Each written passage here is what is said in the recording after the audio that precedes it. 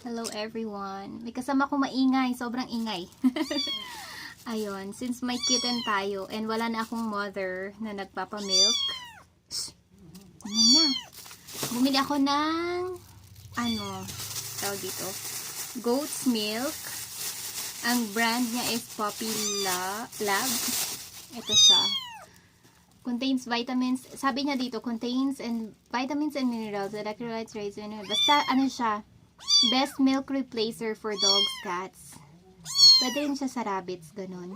And, kasi alam nyo ba guys, kaya bumili ako ng ganito para mas safe. And, yung Bear brand kasi, ang ingay niya, hindi siya pwede sa kitten. Hindi siya pwedeng milk replacer ng kittens. Yan, inaano nyo na guys, oh. Nabibili siya sa pet shop. Hindi ko alam kung nabibili siya sa bilihan ng mga pagkain ng manok, ganon. Sa pet shop ko nabili for 180 pesos. O, diba? Yung wala akong pangkape pero may pang milk ng baby. 200 grams siya. Ang sabi niya dito, huwag ka maingay. Mix 1 tablespoon of powdered milk to 4 ounces of warm water. 120 ml. Oh my God! 4 ounces. Ang hirap. Basta may mga ounce. Prepare only what can be consumed for one serving. One's mix can only be stored in refrigerator and consumed within few hours. So, timplahan na natin siya. Hindi ko alam yung 1 ounce. 4 ounces of warm water. Oh my gosh. 4 ml. 120 ml. Oh, wala na rin akong kwan dito eh. Dropper. Kasi yung dropper meron siyang ml na naka... Wait. Meron yata ako dito. Hindi, wag na. Kwan ko na lang. So, ititimpla ko siya guys. Dito na. Lagyan ko ng hot water na. Ready na yung hot water natin. Ganito. Ay, lagyan ko siya ng konti. Ayun, ready na siya. Shh. Huwag makulit. For 108. Uy, mainit! Sabi ko. Ala. Huwag kasi lalapitan. Mainit sobra eh. Oo, mamaya. Okay, timpla na natin siya guys. So, mainit. Sinunggaban niya eh. Oh my God. Kayo guys, pag meron kayong kitten na wala ng mother, wag niyong painumin ng Bear brand or any brand na any cow. Kasi yung mga iniinom ng diba, cow's milk, yung mga pang baby, hindi siya pwede sa pusa. Isang kutsara na lang guys. Ito, timpla na natin. Mekos.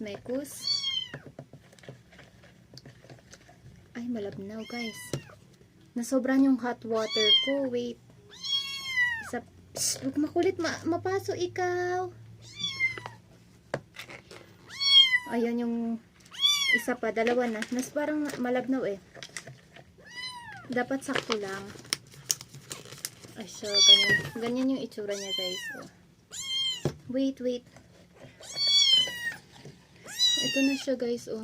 Pero, add ko na siya ng warm water, hindi mainit. Malakas na to uminom ng milk pala. Tika dito.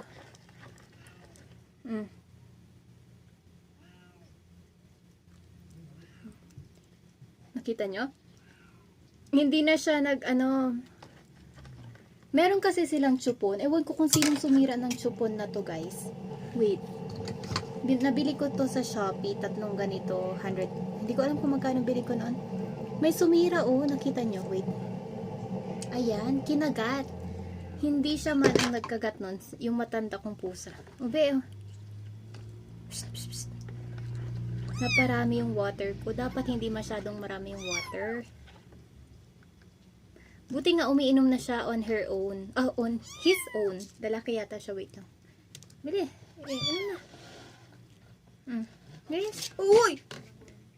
Nahulog. Ay sus. Sige na.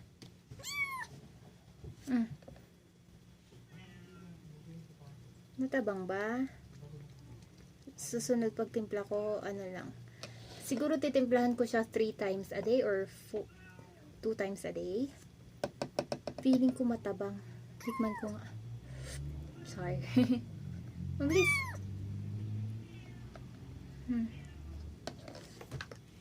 Ay! Mahal-mahal pa naman ito. 180 pesos. Tatapusin ko na, malapit na guys. Medyo dagdagan ko lang siya para 3 scoop. Ang tabang eh. Parang hindi nyo na-enjoy. Or mainit. Wait. Ayan. So, yun na guys. End ko na dito and i-upload ko na siya. Bye.